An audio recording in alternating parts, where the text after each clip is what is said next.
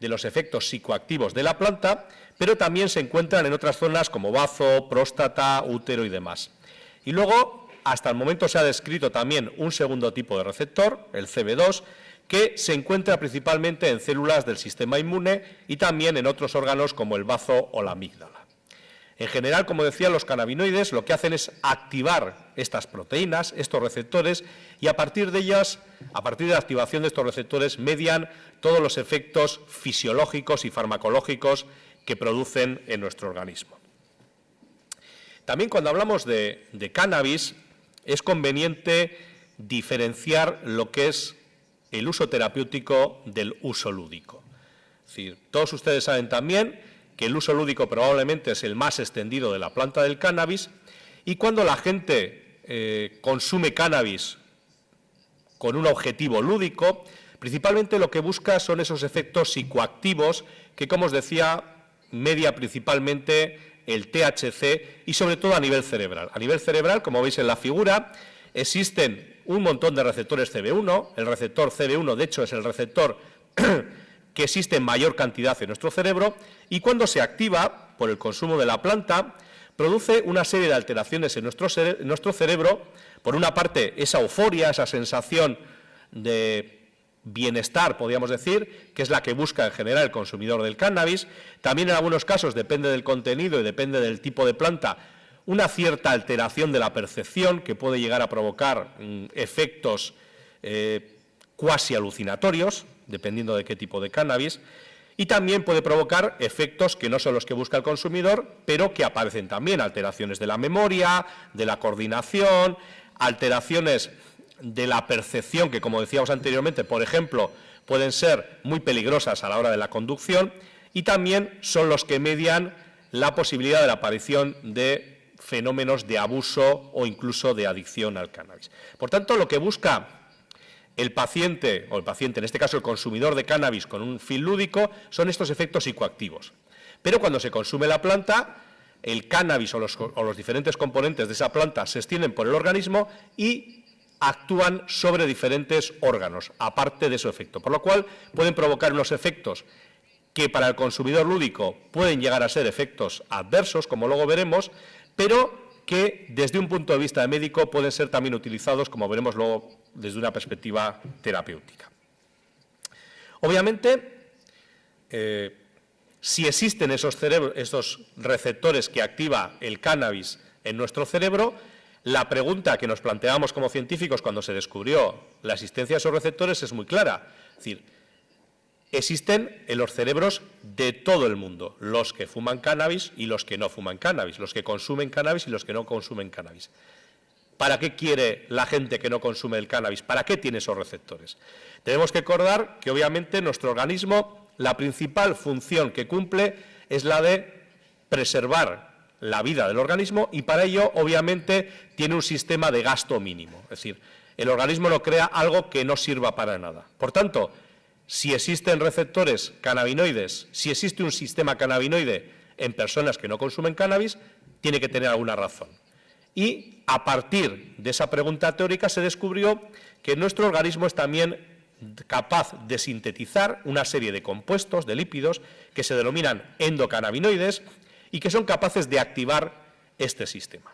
Por tanto, este es un sistema que funciona de manera normal en todos nosotros, y que aquellas personas que consumen cannabis, esa sustancia, por una, digamos, casualidad química, es capaz de activar o de sobreactivar este sistema. Pero nuestro cuerpo es capaz de sintetizar también compuestos similares al THC. Hasta el momento se han descrito dos principales, la anandamida y el 2-araquinodilglicerol, que son lípidos que nuestro organismo sintetiza y que hacen que este sistema siga funcionando.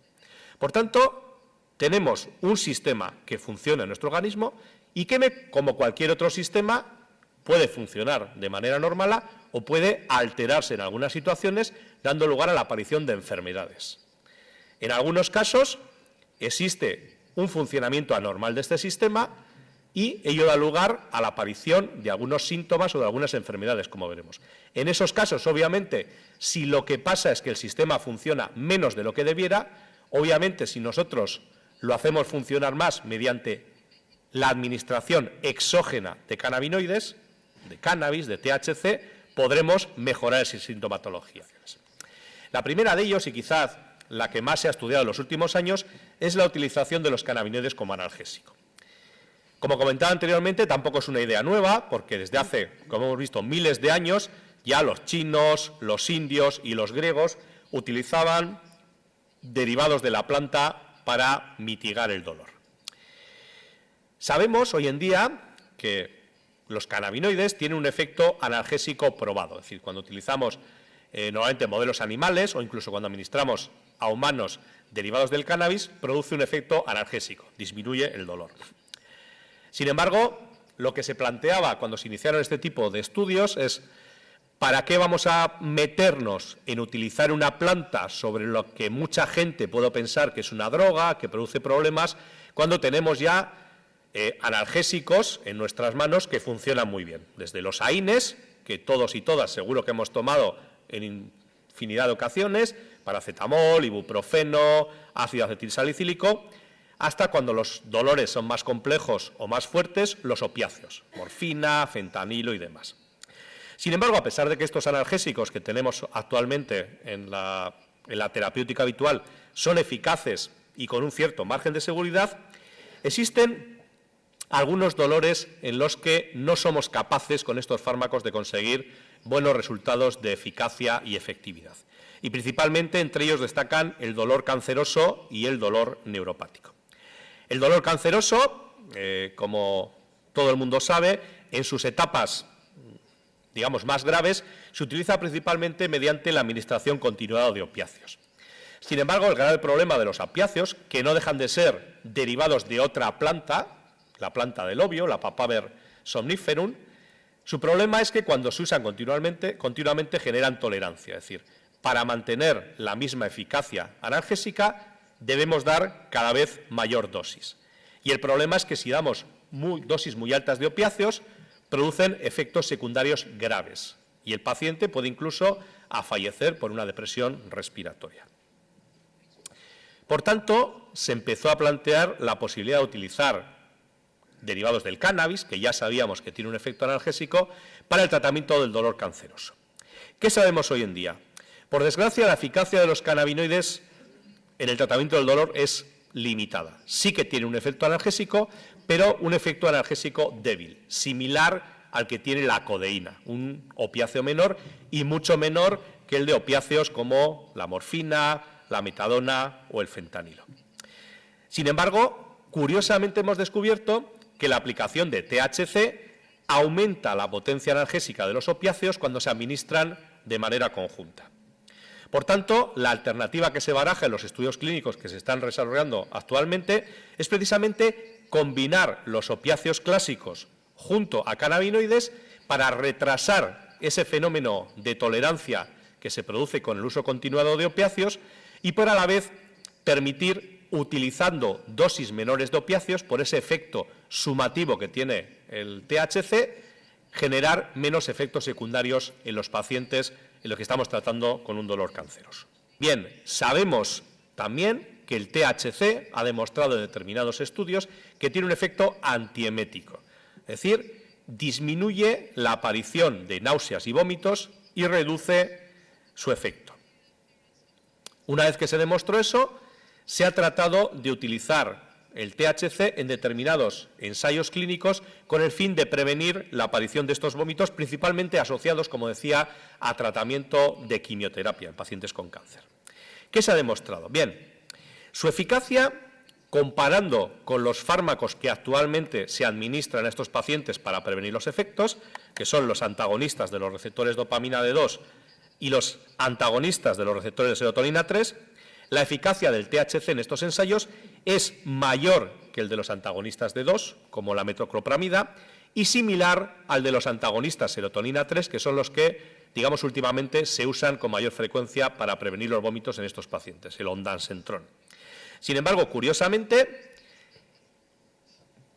sí que se ha descrito una mayor aparición de efectos secundarios en los pacientes que consumen THC como antiemético que los que consumen antagonistas serotonina 3.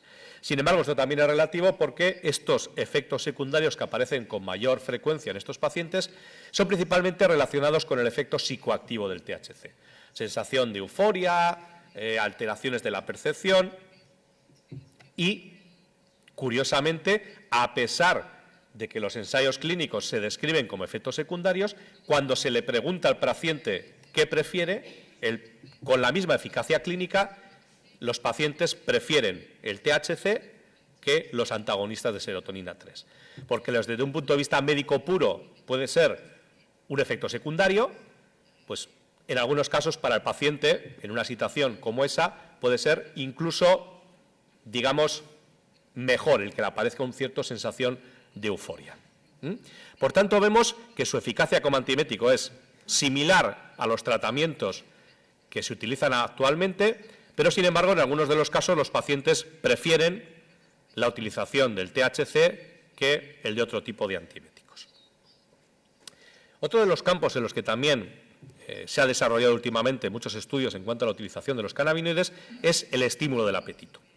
El estímulo del apetito, que en una situación normal pues puede ser algo que la gente no busca, porque obviamente cuanto uno más come, más engorda con todo lo que supone.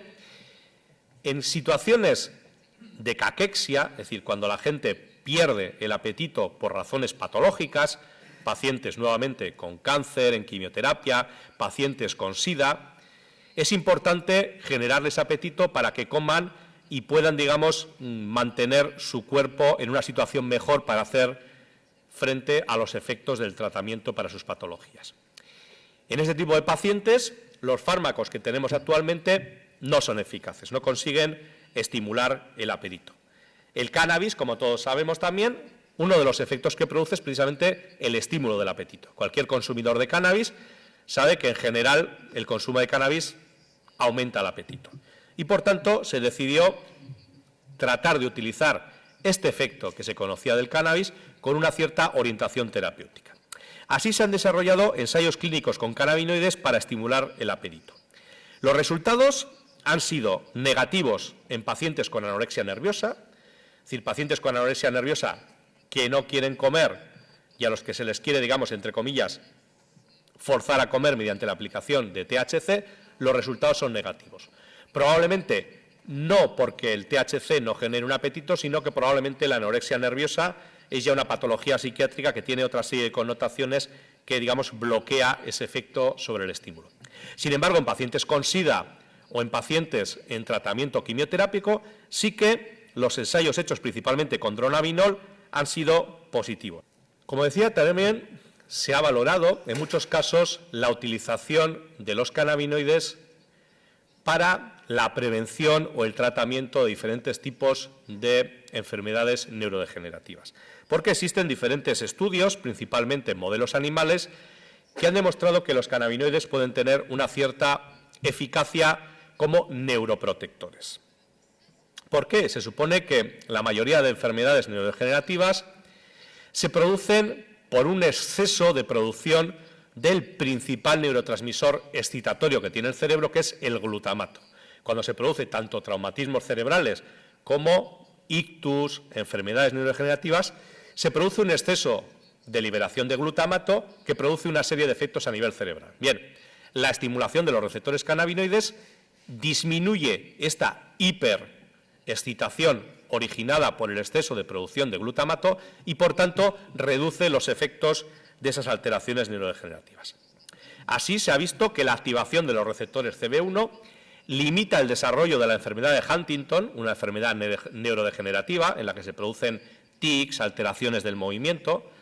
Hasta el momento solo se ha demostrado en modelos animales, pero ya hay algunos ensayos clínicos en pacientes que tratan de ver hasta dónde llega. Y también se ha visto que la activación del sistema cannabinoide mediante fármacos cannabinoides tiene un efecto neuroprotector frente a enfermedades inflamatorias del sistema nervioso central, también bloqueando la liberación de glutamato. Y también se ha visto, esto sí ya es un ensayo clínico con pacientes, que la administración de THC de manera oral disminuye los tics que aparecen, los movimientos anormales que aparecen en otra enfermedad neurodegenerativa como es el síndrome de Tourette. Es decir, por tanto, vemos que también existen resultados esperanzadores sobre la posibilidad de utilización de diferentes cannabinoides con una utilidad neuroprotectora. También, y esto en los últimos años ha dado lugar también a, podríamos decir, una gran controversia a nivel científico, parece ser que los cannabinoides tienen efectos antitumorales en algunos determinados tipos de tumores. Básicamente lo que hacen es activar una serie de cascadas dentro de las células que hacen que las células tumorales, principalmente en algunos tipos de tumores, tumores gliales cerebrales, degeneren. Parece que bloquean, mediante la producción de determinadas sustancias, bloquean la proliferación de vasos sanguíneos que se dan en los tumores y al llegar menos sangre las células tumorales acaban degenerando y el tamaño del tumor decrece. Además, este efecto es selectivo, es decir, solo afecta a las células tumorales y no a las células sanas. Algo que es uno de los grandes problemas de los fármacos que utilizamos actualmente como antineoplásicos, porque genera muchos efectos secundarios, veíamos antes los vómitos, porque afectan tanto a las células tumorales, pero también a las células normales. En este caso, el efecto es selectivo, funciona muy bien en modelos animales, pero cuando se ha desarrollado, por ejemplo, un ensayo clínico administrando intracerebralmente THC en pacientes con tumores cerebrales, se ha visto que el efecto no ha sido tan bueno como se esperaba.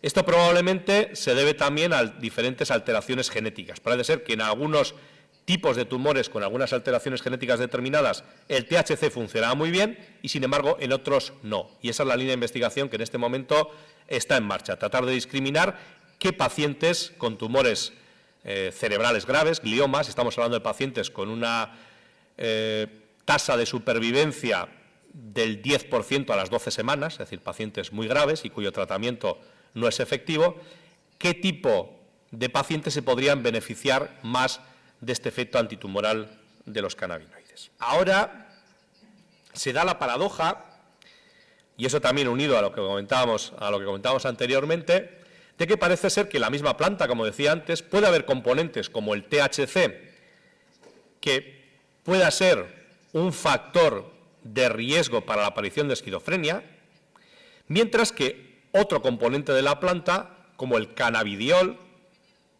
sea un factor protector. Esto nos lleva, obviamente, a que últimamente, y bueno, no hay más que darse un paseo por la feria de Aquilao, cada vez se tiende a generar plantas con un mayor contenido en THC, lo que hace en muchos casos que disminuya el contenido en cannabidiol. Por tanto, tendríamos plantas más peligrosas desde un punto de vista de generar el peligro de alteraciones psiquiátricas si consumen adolescentes, porque estamos aumentando el factor, digamos, peligroso, que estaría asociado al THC, pero que obviamente es también el que busca el consumidor, porque es el que produce sus efectos psicoactivos, y estaríamos reduciendo el componente protector que tendría la planta, que es el cannabidiol. En cuanto a la depresión, otra enfermedad psiquiátrica, sabemos que en la depresión existe un déficit del sistema cannabinoide, es decir, funciona menos de lo que debiera, y que cuando nosotros lo estimulamos mediante la aplicación de cannabinoides, producimos efectos ansiolíticos y antidepresivos en el paciente. Bien, y todo esto, es decir, estamos ante la panacea mundial, es decir, todos los males del mundo se arreglan dando cannabis a los enfermos de lo que sea. Pues, obviamente no. Como decía antes, es decir, la planta, cuando uno consume la planta, consume todos los compuestos que tiene y a la vez que se generan estos efectos terapéuticos, se generan también otros efectos adversos. Efectos adversos, algunos son más frecuentes: mareos, fatiga, debilidad muscular, sequedad de boca, dolor muscular, la aparición de palpitaciones o de una cierta taquicardia, y otros que también se han descrito más infrecuentes: temblores, descoordinación motora, una cierta visión borrosa, alteraciones de la atención que puede dar lugar a mareos y desmayos, alteraciones de la memoria, algo también muy importante principalmente cuando el consumo de cannabis se da en la edad adolescente, donde se está desarrollando más esa memoria y es más necesario la utilización de la memoria en su totalidad, disforia, ansiedad y, como hemos comentado anteriormente también, la posibilidad de aparición en pacientes con una cierta predisposición genética de psicosis o alucinaciones. En estos momentos, en el Estado español, el único fármaco que contiene cannabinoides autorizado y que un médico puede recetar de manera normal es el Sativex. El Sativex es una mezcla, como decía antes, de estos dos componentes de la planta que hemos visto que tienen efectos terapéuticos claros, el THC y el cannabidiol. Es un spray bucal que se administra mediante, a través de la boca y que se absorbe a nivel bucal, y en cada, digamos, aplicación del Sativex, que tiene 100 microlitros, habría 2,7 miligramos de THC y 2,5 de cannabidiol. Es decir, vemos que, como decía antes, en la utilización terapéutica, ambos componentes se encuentran más o menos al mismo nivel. Mientras que si vemos plantas de utilización terapéutica, podemos encontrar hasta, como veíamos antes, un 23, un 25% de THC y muy poquito cannabidiol. El Sativex está exclusivamente autorizado por la Agencia Española del Medicamento para la mejoría de los síntomas de espasticidad, que decíamos antes, en pacientes con esclerosis múltiple que no hayan respondido a otros medicamentos antiespásticos, que suelen ser, por desgracia, la mayoría. Y siempre que demuestren que cuando se les aplica el Sativex sí responden mejor. El objetivo, obviamente, como médicos y como investigadores, es tratar de generar medicamentos seguros, fiables y que produzcan el efecto buscado. Muchas veces se nos pregunta, ya, pero si no hay el medicamento, fumar cannabis o tomar cannabis vaporizado en galletas, tartas. Obviamente ese no es el objetivo. Es decir, como yo siempre pongo el mismo ejemplo, todo el mundo sabemos que la morfina se utiliza para el tratamiento del dolor. Hoy a nadie se nos ocurre, a ningún médico, a un paciente que tiene dolor, decirle que se vaya a un fumadero de opio, a fumar opio, porque tenemos la morfina. El objetivo es ese, pero la realidad demuestra que en condiciones en que no existen medicamentos autorizados comerciales para eso, el consumo o la utilización de cannabis por otras vías, en este caso fumado, también produce un cierto efecto terapéutico. Es decir, estamos hablando de un parche, no del objetivo ni lo de que debiera ser. Como conclusiones, los cannabinoides deben ser investigados y deben ser tratados como una alternativa terapéutica para determinadas enfermedades, con criterios médicos, y hay quizás incidir en uno de los temas que me ha parecido más importante de la mesa redonda de la mañana, como es la profesionalización.